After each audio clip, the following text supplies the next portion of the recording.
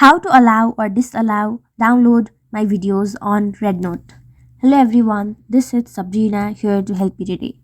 So without any further ado, let's get right into the video. So first, launch your REDnote application. Then tap on your profile icon from your bottom right corner.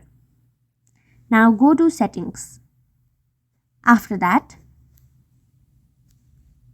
go to privacy settings. And then you will see an option of allow download my videos in this interaction section. In order to allow, simply toggle this on and wait for this button to turn red. In order to disallow, tap on this button and then the button will turn gray. Only a white circle will appear. So that's how you do it. Thank you for watching this video. Make sure to like, share and subscribe to our YouTube channel.